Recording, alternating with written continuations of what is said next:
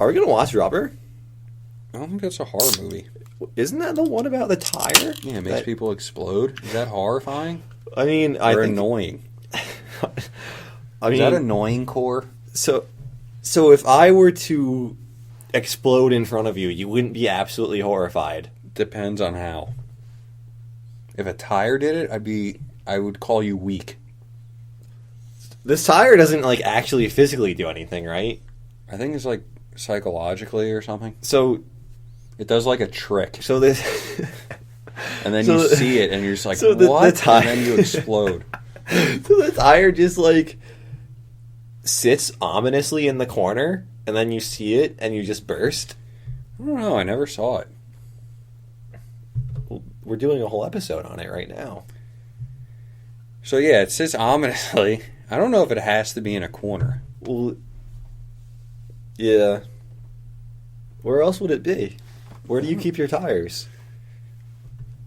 I keep mine on my car. I don't use tires. What do you use? Rounded rocks? I can't tell you yet. Wait. I'm going to be on Shark Tank soon. No way. Yeah. Heard it here first, boys. And maybe girls. I don't know. What's our target audience? Us? Sheep. Is sheep and like oxen? Musk ox. Dude. Do you think we get any money off of that? What? Like, if they were to listen? No. Maybe if like heighten their sex drive or something and they produced more calves, we could get like some residuals dripping down to us. Dripping down like so many calves out of... what? I think we'd have to prove it. Prove that our Buffalo. Voices... But yes, you can't we wait. Have to prove that. Are we really playing this on air?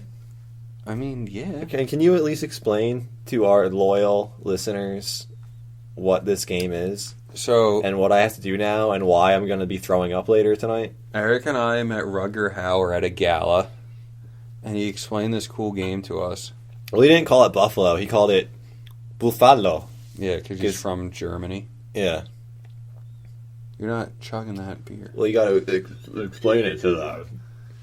Okay. So it's like you have to drink your beverage with your non-dominant hand, but if you're drinking it with your dominant hand, you can call Buffalo, and then that person has to drink their beverage. That's basically all they need to know. They have the internet. Is it good to chug? Not at all. Good. You deserve that. I've been holding this thing with my left hand all night. Yeah, I'm honestly going to be sick. But yeah, the movie was really good. I was surprised. Rubber? Yeah, it was, wait, Rubber? No, The Hitcher. Oh, we're still talking? Yeah. Because like at first it was like, okay, this is kind of cool. It's like a thriller. Sort of horror, I guess. It wasn't too much like horror. No. It was like more thriller. It was really like atmospheric and filled with tension. And then like the part in the police station with the dogs, definitely, that was more horror. Dude, honestly... Like, once he met Jennifer Jason Leigh, that's where it, like, really started getting, like, crazy. Yeah. Where he's eating the burger, finds the finger in his food, runs out, gets arrested, goes to the station, the cops get killed, escapes, steals a cop car, those cops get killed. Then there's the helicopter. Well, wait. Oh, yeah. But then, dude, after he steals the cop car and those cops get killed, he, like... He tries to kill himself, right? Yeah, he like goes out on like that. Basically, he's just on the mountain, and he like kneels down, puts the gun to his chin, and he's gonna blow his own brains out. Just clicks because Rutger left nothing but. Wait, empty. no. He didn't even pull the trigger then. Oh. He like decided not to do it because then he went to the diner. Yeah. He goes to the diner where Rutger is just randomly there, and he shows up and trolling him. Yeah, basically, and he's just like, "Dude, why are you doing this to me?" Yeah. Rutger's like, "You're a smart boy. You'll figure it out." And then he just puts like the 2 dimes on his eyes, just licks 2 coins, slowly puts. Why is Thomas just sitting through that? He's lost his mind, dude. Yeah. Well, yeah, Thomas is like trying to shoot him, and he realizes the guns are completely empty because Rutger, ultimate troll, leaves nothing but empty guns in that police station because he has enough time to orchestrate all of that. Man, and somehow drive away in his gigantic pickup truck. He's the best troll of all time. But he gets the bullets back, and then... Yeah. Well, yeah, Rutger gives him the bullets. Yeah. And then gives him bus fare so he can get on the bus. He reunites with Jennifer Jason Leigh. And then... Cops. She's pretty good looking in this movie. Well, yeah, she's pretty good looking. Yeah. Well, I mean, her hair is kind of weird. I liked it. Yeah. Yeah. I mean, it was like short. I kind of like shorter hair. Yeah. It was cool. She had a cool accent. Yeah, like kind of Southern, but also like fake Southern. Yeah. Yeah. She didn't, I'm serious, man. She didn't really look like she did from Fast Time. Yeah. And that's weird because Fast Times is like, was that 1984? Or was that earlier? I think it was 76. What? No, there's no way. I have no idea. No. 84, 83, 82. I might have it on DVD. I think my brother does. I definitely have it on DVD. Really? Yeah. I think I've only seen it once. Really? Yeah. Huh. It's pretty good. Classic Spicoli. Yeah. Whatever happened to that guy? Sean Penn? Talk about a one-hit wonder. But, Sean Penn, yeah. where have you been? He wants Spicoli back. Yeah, that movie was like, it got scary towards the end there. Well, yeah. The whole hotel scene. The hotel scene was freaky. Well, yeah, because Jennifer Jason Leigh's just lying alone in bed while Thomas is just like in the bathroom, going about his business in the shower. And she's just like trying to sleep. How did Rutger Hauer get in that room? Yeah, she's trying to sleep. Camera just slowly pans up. Dude, that's... And there's Rutger in the corner just dripping in sweat. Was it like the entire movie? He was drenched in sweat. I kept assuming it was just raining outside, but then when they would go outside, it only rained out for like the first 5 minutes, but he's still drenched the entire time. And then when they would go outside, it wouldn't be raining. Yeah, and then I'd be like, dude, how? I don't know. And then the whole truck scene. Well, yeah, because so how does this happen? They're on the bus. And the police pull the bus over because they know that Thomas is on it? How does it... Yeah, I didn't understand that part, but it was the 80s. Oh, right. Okay, no, that explains everything. Let's just completely move on from that. So yeah, they pull the bus over. They're like, going to arrest Thomas. That one cop is actually going to kill him. Oh, yeah, he keeps saying he spit on my sleeve or something. Yeah, and he's trying to get him to, like, move his hand to wipe off the spit, but he's just going to, like, but he's just going to blow him away. Yeah. So Nash comes out, and she's like, hold it right there, dirty copper. Mm-hmm. Yeah, and then, you know... They steal that cop car. The only song in the whole movie starts playing, which it's, like, the most beautiful 80s... twinkly synth music is the most stereotypical thing. It's like it was out of a completely different movie. Yeah, it really was. And then the helicopter shows up. Yeah, and then Rutger Hauer blasts it away with a helicopter with a full machine gun, trying to shoot like anything on Jennifer Jason Leigh and C. Thomas Howell's car, like missing everything. Then Rutger Hauer rolls up like. Not even on the road, just he's on like a cattle trail next to the road in his pickup truck, driving with one hand, holding a revolver in the other, blowing it takes away. Like 3 shots at the helicopter, and the helicopter just goes down. Yeah, and then they end up at the truck. No, where do they end up after that? Dude, they escape. Yeah, and then they end up at the hotel. Yeah, and then everything is good. They're going home. C. Thomas Howell's gonna make it to California. That guy who owns that car that he's dropping off is going to be really mad because that car is gone, like destroyed. He's going to lose his down payment on that. But do they have down payments in the 80s? I thought you just gave them a mountain of coke and then you were even. That? Yeah. But yeah, should we talk about what happens after the hotel? So, like, Rutger is in that room just sweating in the corner, lies in bed, starts spooning Jennifer. You know, she grabs his hand, is just like, this isn't Tommy's hand. This isn't Pony This Boy. isn't a young hand. This thing's covered in sweat. This thing's covered in sweat and blood and gristle. Well, it turns around. Rutger's cold blue eyes is staring her in the face. Then he just kidnaps her. And Pony Boy's off the hook. yeah, he just escapes, goes to California. The guy says not to worry about the car. And then it ended. Yeah, it was like a real big tonal shift.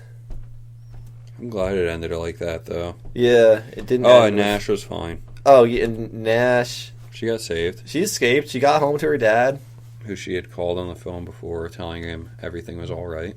And we'll never talk about the ending of that movie again. It was good, though. I'd recommend it. Yeah. What? How many? Are we ranking these movies? Or are we just giving them scores? Let's rank it all time. All time for movies we've watched on this podcast? Yeah. It'd be number 1. Yeah, but how good is that? 1 out of 1? Yeah. Because it is both the worst, but also the best movie we've ever seen on this podcast. That's true. How spooky was it? How many spooks did it give you? Can we? Can we say that? It was pretty spooky. I would say. What's our what? 1 million. Okay. I would say like somewhere in like low 700,000. Low 700,000. Let's say 770.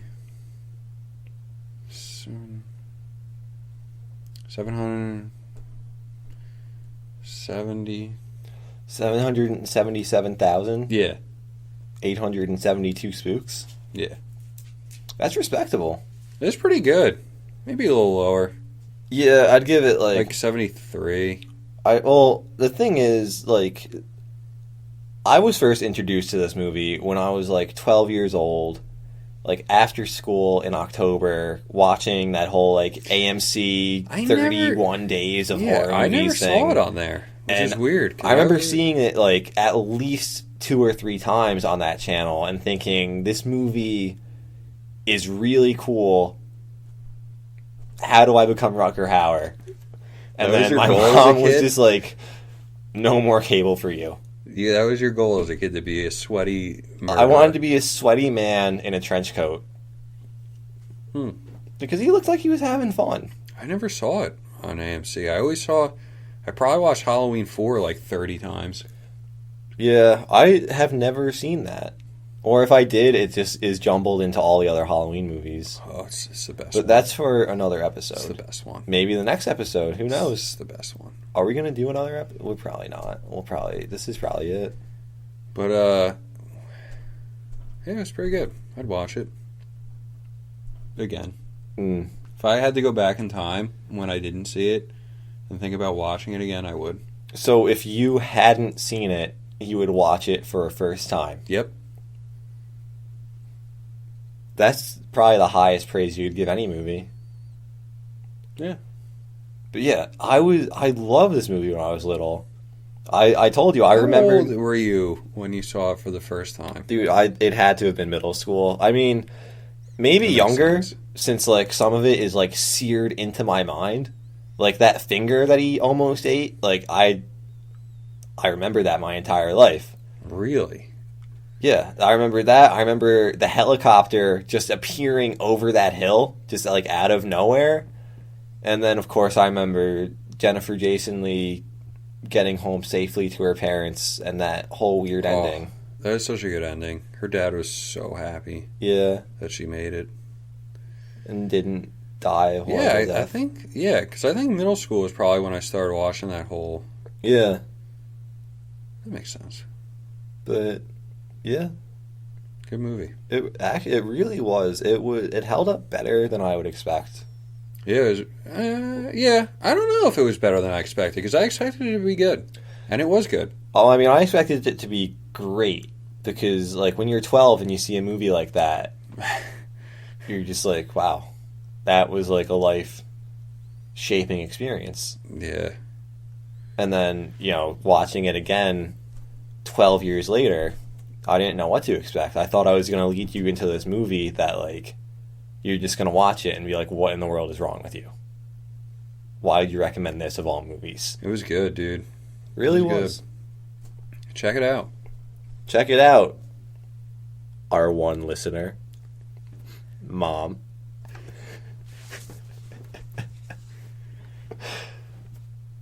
Yeah, what? No, you don't want to talk about anything else? Like what? I don't know. We just talked about it. How many minutes are we on here? Like 100. Oh my god! Yeah. Wow. It was way too long. We meandered a lot.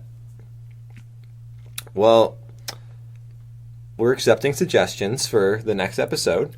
If you would kindly... Oh, this one's still going on? Submit...